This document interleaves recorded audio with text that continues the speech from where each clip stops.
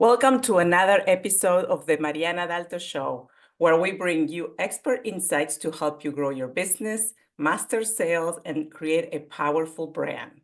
Today, I am joined by a true powerhouse in sales, business leadership, and entrepreneurship. His name is Glenn Poulos. Glenn is the co-founder of Gap Wireless Inc. and recently retired as EVP and GM of NWS, where he spent his career at the intersection of sales, marketing, and business growth. He's also the author of the best-selling book, Never Sit in the Lobby, 57 Winning Sales Factors to Grow a Business and Build a Career, and a LinkedIn top voice known for sharing game-changing insights in sales and leadership. Welcome, Glenn, to the show. Thanks, Mariana. It's great to be here. Thank you for having I'm me. excited to have this conversation with you today, for sure. That's awesome. So tell us a little bit first about your background and yourself and your business background.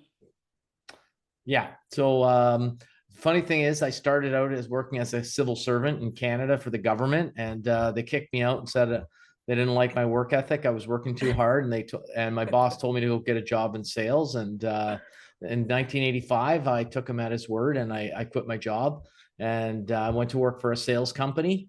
And that's where I started taking down the factors that we'll talk about later. And and learning from mentors and other salespeople. And that was in 85. In 91, I started a company, which there's a story there, but I grew that company for 15 years, sold the company. And then I got an opportunity to start Gap Wireless, which I did in 2007 with a partner and business partner. And we ran that company for 15 years, another 15 years. Then we sold that company, and we went to work for the private equity that bought us. And we finished at slightly different times, but I finished my stint, as they say, working for the private equity on New Year's Eve. So I spent almost 3 years there after selling them the company. And now I changed countries and technologies, but I moved to Florida and I started a new business. I didn't start a new business. I bought a business, in Florida. It's business that have been around 20 years, and I'm hoping to, I don't want to go 15 years, but I'm getting too old for that, but I'd like to see if I can do a third time as a charm, and and get one more kick at the can before I retire. So that's a really fast summary. Government worker, kicked out, business sold it, bought a new business, and now I'm in a new country, in a new technology area, but still in the sales arena. Well, this gives us the ground of what's coming for this interview for sure, because there's a lot of good stuff that you're going to talk about. So let's go first and talk about when you transition from the 9-to-5 career to business ownership. What was the biggest mental shift you had to make there? Because that's what a lot of people sometimes are going through, and they don't know what to do, or all the thoughts that are going in their head. So I wanted to get your point of view. Well, the biggest shift was, I guess I had a high ability to shoulder sort of stress and worry and stuff like that. But at the same time, the biggest shock to me was that we weren't really making any money right away. And I had a job that paid me every 2 weeks. And when I started my first company in 1991, I'd only been married 6 days when I quit my job and went home and told my wife that I didn't have an income. I didn't sign up for this. I forgot to tell her that. And it took, about a year until, we were kind of throwing off enough money for us to each take a paycheck kind of thing. Right. So the biggest shock was not having planned that to have that financial runway for about 12 months. Right. And that's really the biggest thing I suggest people to do, is just make sure that you can. The one thing is, don't go into it thinking you'll have a paycheck in that first year. That's what you have to do, is you have to save up, or you have to have a spouse that's working, or some kind of, fallback plan that's going to pay for groceries, pay for your rent or your mortgage for that first year. And it could be a little longer too, and so everything sort of takes, quite a bit longer than you expect, and costs 3 to 4 times as much as you guessed when you start a business. But as long as you can, you can get up every morning and you have clothes on your back and your rent's paid and there's food on the table, then you can focus on what's important and get by. I was kind of young at the time, and I didn't really give a lot of thought. I just wanted to get started in this business. But fortunately, I had a spouse that was working, and I had savings and stuff like that. And within the first 12 months, we were earning money. And Okay. yeah. But it's good that you mentioned that, because yeah, if they don't, like, some people try to start their business while they're still working full time, but Yeah, no. it still takes time to get that going and get Yeah. really the clients, right? Whatever you're doing, Yeah. right? Now Yeah. you're And really, oh, go ahead. yeah. No, it really can be I mean, some people, they may have the ability because of just coincidentally their job allows them to do it, but the reality That's is typically not that the case. entrepreneurship is on the other side of the wall, and you're kind of like playing both ends against the middle, and you're either doing a poor job and moonlighting on your employer, which doesn't Mm-hmm. look good, doesn't feel good, No. or you're only giving half measures to your new business. You got to go all in, right? And I have a good analogy for people that are stuck trying to make that leap, and happy to share that with you at some point if you want. So. And Okay. But you also, I mean, in our conversation, you advocate that buying a business is often better than starting a one yes, from scratch, right? And that's where I agree with you with that, because of the work that takes to really start from yeah. zero. But so what are the top three things, someone should look for when acquiring a business, if that's the route that then maybe they might be thinking differently now after this conversation? Well, let me think. Well, first of all, the number one thing that you need when you're starting, owning, operating, buying a business is that the company has to have customers, right? And Mm-hmm. that's really the difference between when you're starting a business from scratch and buying a business. And often people are like, no, I want to start a business, and you can do that. And I mean, I did it twice actually. The second time, though, I knew where the customers were a lot better than the first time, and really it can be really detrimental when you've got a great mousetrap that you've invented, but you don't have any customers that want to buy it, right? And you'd be better off buying a company that sold rat poison, and bring your mousetrap to that business, and they've already got 1,000 customers buying. I'm just exaggerating right at the moment, but I mean, it's very hard to get those customers going in the beginning. And so that's the number one thing, is to look at the customers, the value of those customers, and how many do they have relative to the top line. So in other words, if it's $1 million company, they have 10 top customers, hopefully they're all around 100K, not one's 900K and 9 of them are 10K, you know what I mean, kind of thing. That can be Mm-hmm. really disastrous, because even the transition to the new ownership might upset the golden goose or what have you, and could get you off track in terms of your business, because 90% of it was reliant on one customer, right? And that's sort of that Yes. whole quality of earnings, right? So Mm-hmm. where are you selling your products, and what are the quality of those things, and where are you getting the products from that you're selling, and what is the quality of that? And also, during the due diligence phase, making sure that you're actually looking at the reality of it. Like, say, okay, show me these 5 orders. I want to see the quote you sent to the customer, the pricing they got from your manufacturer, your vendor, whatever, the purchase order from the customer, your purchase orders from where you bought the product, the delivery of it coming in, and make sure that there's no funny business going on in terms of the quality of earnings and income, and that there's no cooking. So those are super important parts of it, right? And the other thing is the financial health of the business, looking Mm-hmm. at how the prior management stripped money in and out of the business and things like that. And there's so many things to go on about that. There wouldn't be time today to go over it, but No, right. Yeah. you want to have if you get a broker, which I highly recommend, to represent you like a real estate agent for buying or selling your business, the 5% that they get off those proceeds or what have you is usually made up for in terms of financial savings when you're buying or financial winnings when you're selling, right? Like they pay for themselves most likely, and they'll find out any of the problem. They'll show you how to do due diligence properly. And whereas, you might be just a little bit too anxious or, and skip over things that are important because you want to get a deal done, right? So the financial health is super important. Are there any legal things in the background that are plaguing the business? Any lawsuits or anything like that? Have there been any lawsuits in the last 5 years? Are there any pending litigations or something like that?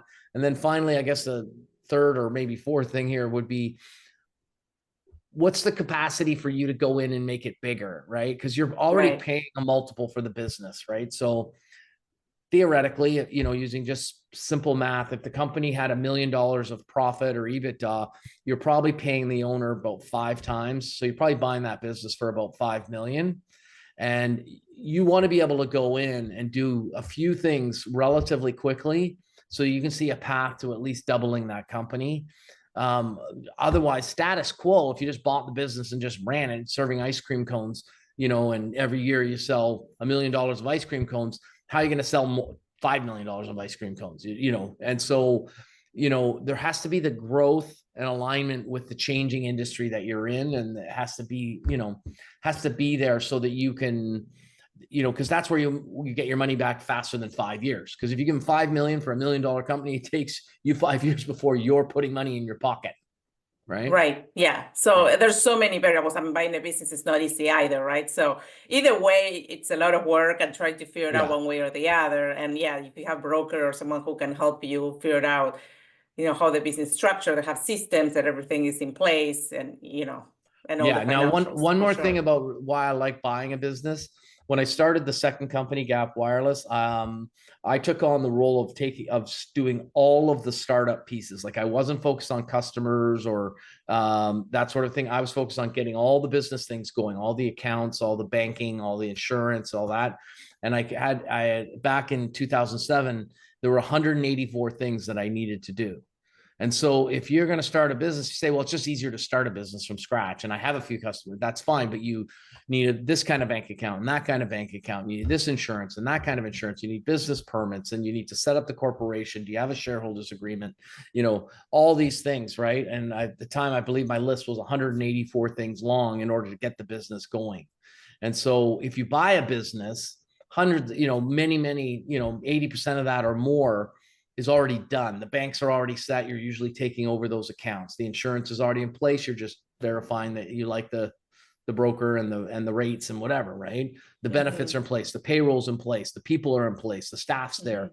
The culture and morale is already there. You have to just look at it. And so that's the kind of thing, right? And but again, I don't want to turn someone off that wants to start a business from scratch. It's fine. If you're just trying to become an entrepreneur though, and you've got some capital, buying a business can be a much simpler approach. Right?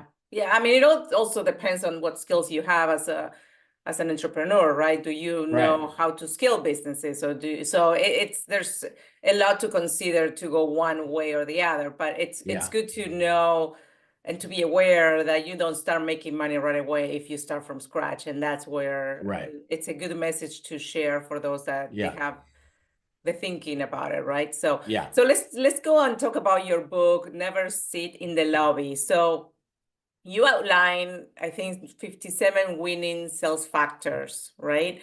So if you were to pick one of them that every salesperson should implement immediately, which one would you pick? Well, I'll try to be, or maybe more than one. I don't know. Yeah, I'll try to. I'll crack a couple of jokes. I'll say, well, my first one would be never sit in the lobby because that's the title of the book, right? And it is one of the chapters in the book, right? And that's where I encourage people not to go in a lobby and sit down and get on your phone when you're waiting. Show up on time, announce yourself, and then be standing up and waiting for the person to come into the lobby and to greet them with your full attention. That's completely undistracted, because after years and years of doing it, I realized that I was easily distracted, and it was quite off-putting, when you're not present, right? And so again, my sort of second being a smart aleck or whatever with you, what I'm trying to say is like, don't be a pain in the ass, right? Like, don't be a lousy salesman or salesperson, right? Like, and being distracted, being on your phone while the customer comes out and maybe was the only half reluctant to see you anyways, right? Like, these things don't look good, right? So you always want to be looking your best, right? And so, and these small things matter. So I'm always telling people, to salespeople, don't be a pain in the ass, right? You want to establish genuine rapport, right? So the the biggest lesson that I teach in the book is the chapter, which a lot of times I share at the end, but you ask me what's the most important. And that's where I say, you only get forever to make another impression. And so what I mean by that is, as a young person that's building their career, you need to take steps that are going to get you from where you're at to where you want to be. And whether you're working at a business or starting your own business or what have you. So this is often, you're a salesperson in a company and you want to get ahead. Maybe you want to become the sales manager, director of sales, VP of sales, CRO, and then the CEO, right? And that's your path, right? So there's only two things you need to do. One, you need to look at the distance between you and the CEO and figure out who you need to kill between there and there in order to get the job, right? And, through fully legal means, of course, right? Attrition, retirement, people quitting and whatever, but you need to see that path. And two, you need to not upset or put off the people that those people are typically reporting to or what have you. You want to be the person that they pick when those people leave. And you do that by always making a good impression with the people that you work with, because everything you do matters, right? And so I'm always counseling people, always be working. Don't be on your social media. Don't be like goofing off. Don't be the person where they wonder where they are they working, or, how come they're never in the office, or, things like that. Those all add up to become the impression that you leave on people. And it's how you go from being, you hear of lots of people that started in the warehouse and ended up CEO of a Fortune 500 company. How did they do it? They did it by what I just said. Right. Yeah, you lead by example too, right? At some point you're gonna have a team and people will follow and watch what you're doing. So you gotta lead by example, and you gotta start from doing that from the bottom, right? Yeah. Yeah. And then you talk about the power of three. That's a key principle I think you discussed. So how can salespeople use this concept to close more deals? So the power of three is sort of like a mental sort of glitch or trick or whatever, right? That people think in terms of the Goldilocks principle, right? Which is, too hot, too cold, just right, too hard, too soft, just right, and the same thing with things like drinks and stuff, like, small, medium, large, and it gets cumbersome when it has small, medium, large, extra large, and stuff like that. And so people tend to group things in their mind in groups of three. And so in the book, I go over, not only creating groups of three, but presented in groups of three as well, right? Tell them what you're going to tell them, tell them what you're going to tell them what you want to tell them, and then tell them what you told them, right?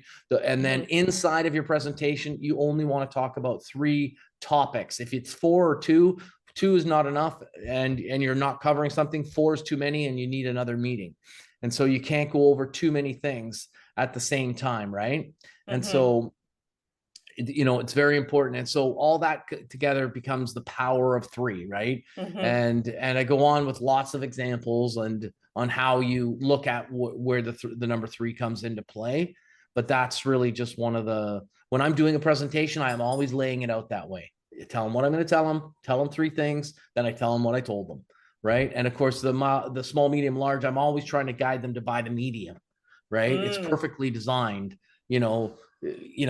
hypothetically, the small's $9, the medium's $10, and the large is $14 or whatever, right? And you create these disparities, so it makes it obvious that you want where you want them to go, right? And again, it's using the power of three, right?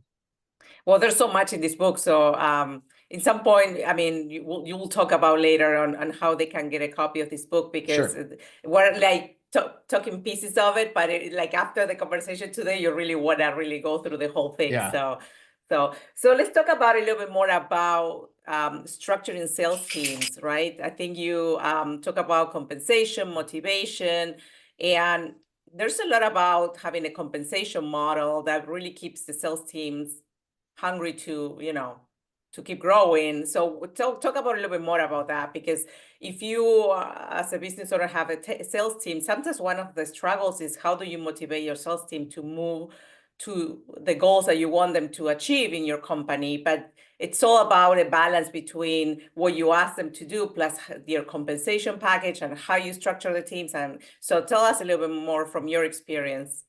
Yeah.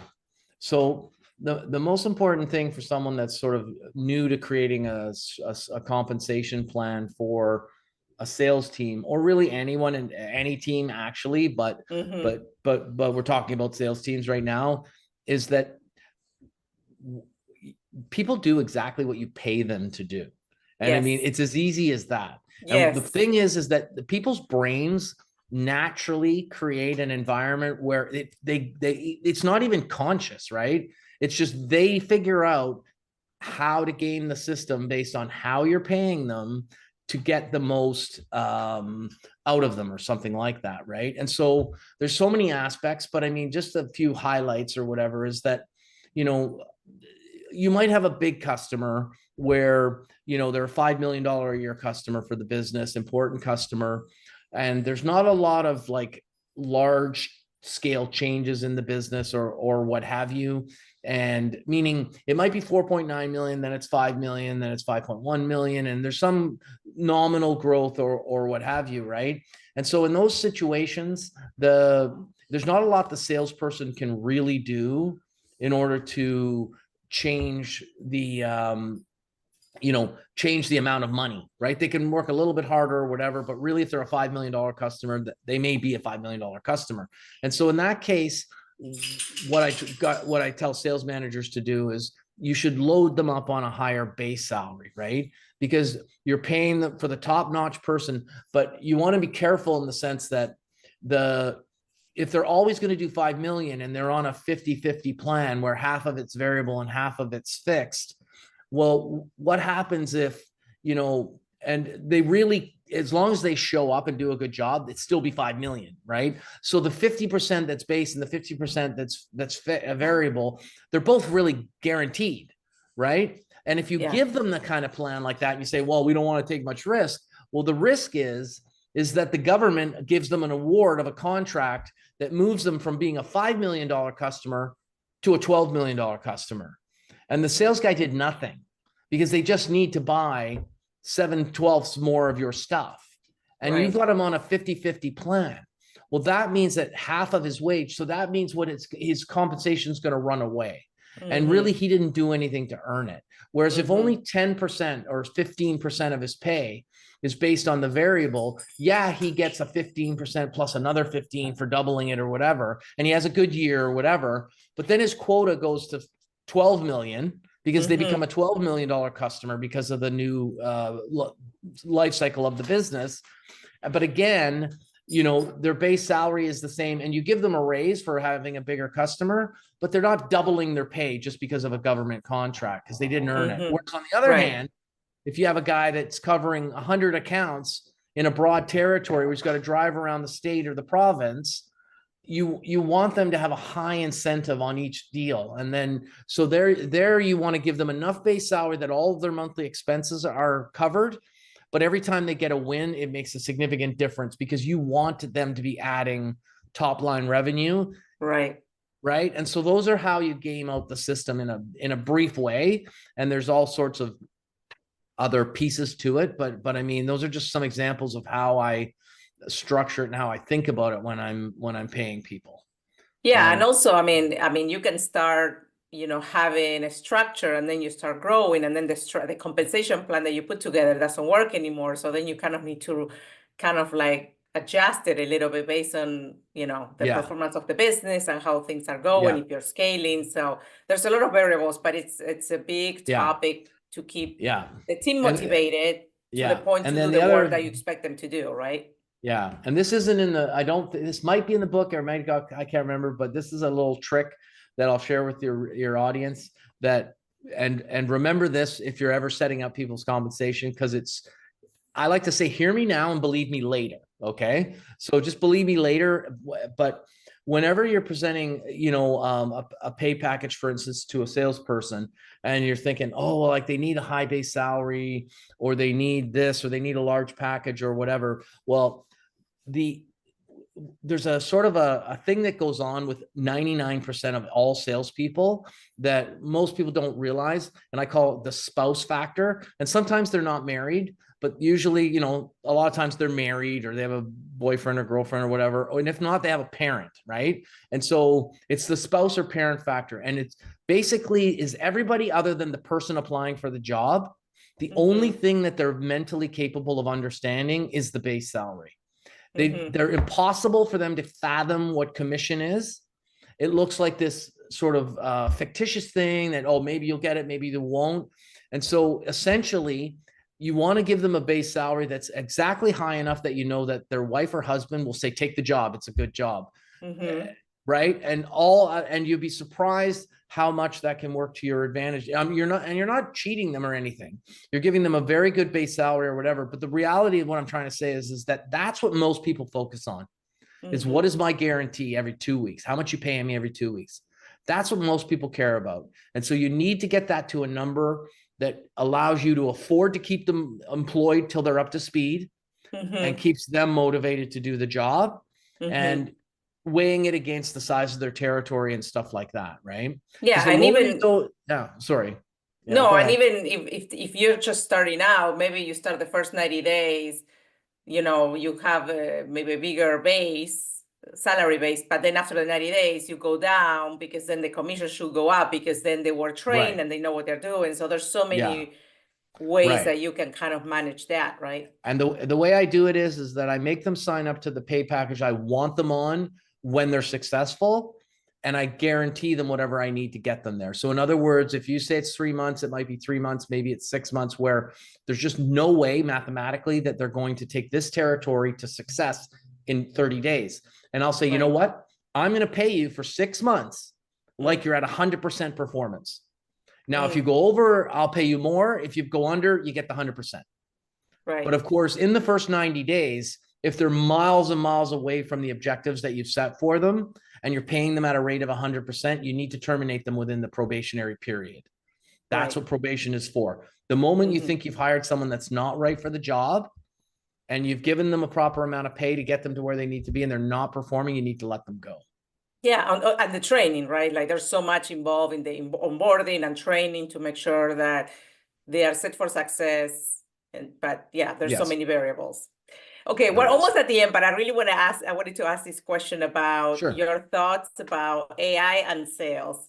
There's so much how AI is, impacting businesses, jobs, people, how to be more efficient. What's your take on that? And is there a way to integrate AI with sales, or maybe it's not as feasible? So there's the really low-hanging fruit that a lot of people are doing, where there's all sorts of like response mechanisms going. Like, for instance, if a company generates a lot of leads, but it's cumbersome for the salespeople to follow them up, then there's a lot of AI tools that are coming out to help you, to get the first pass through those customers to find out if there's a real need. That's where there's a high volume of leads, right?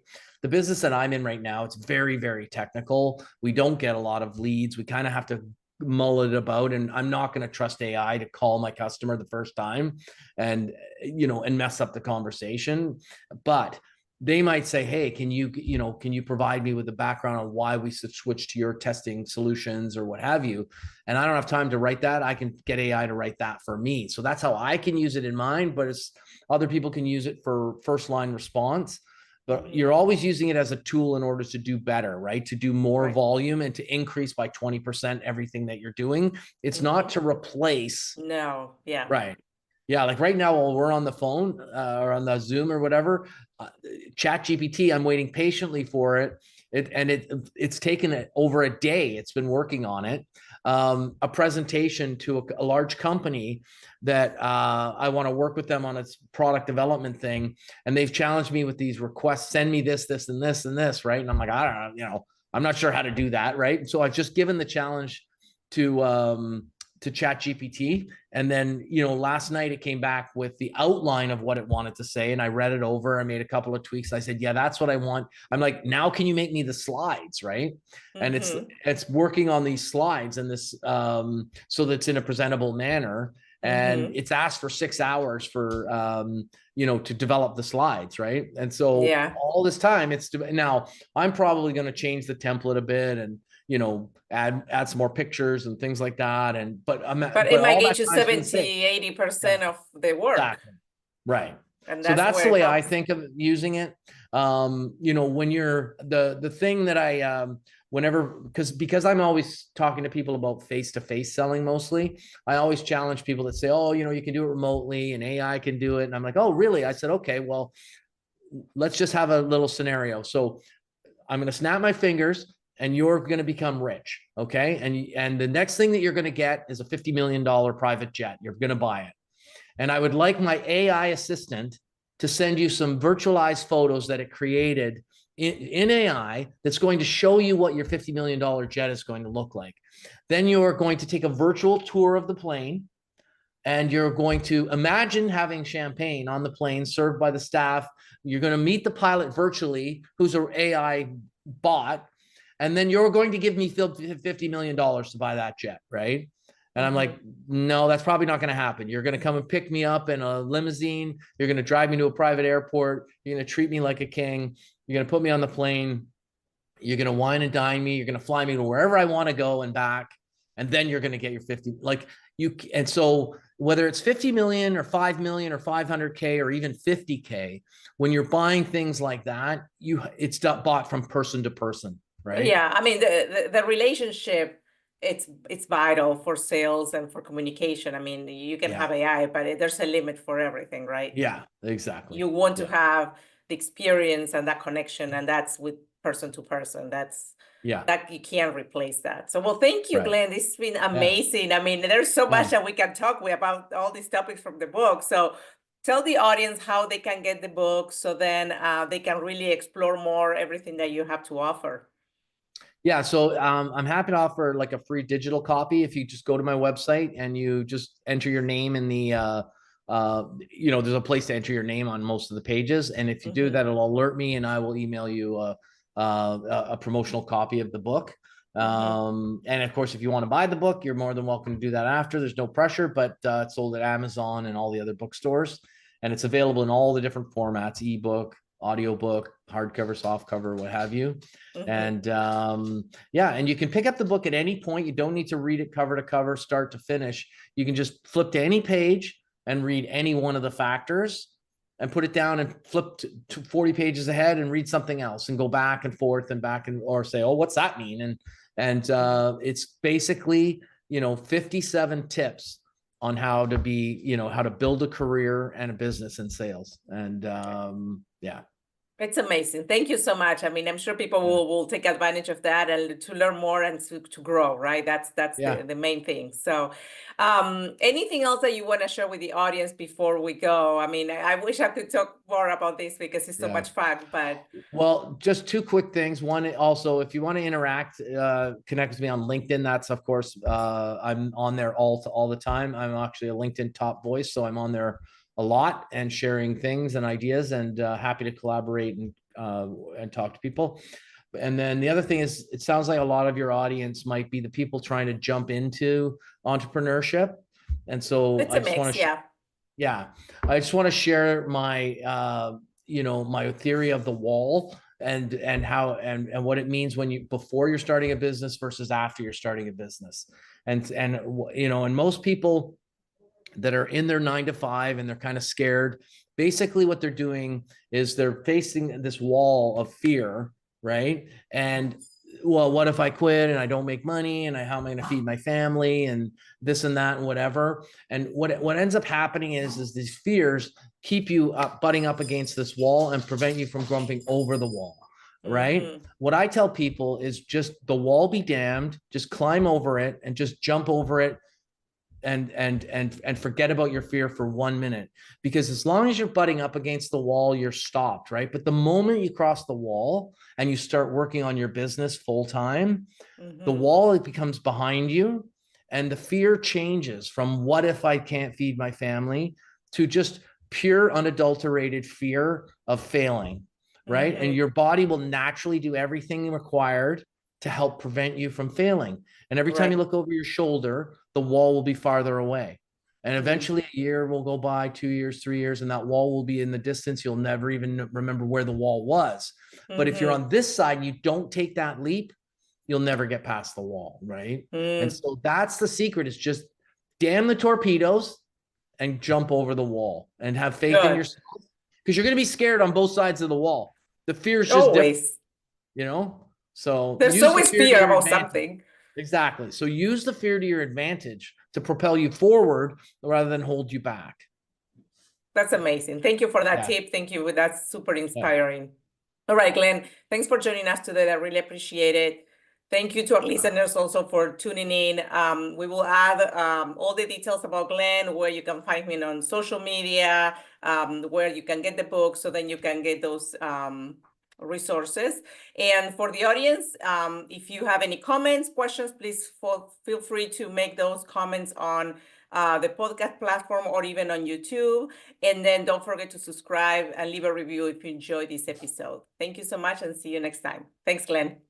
Thanks, Mariana.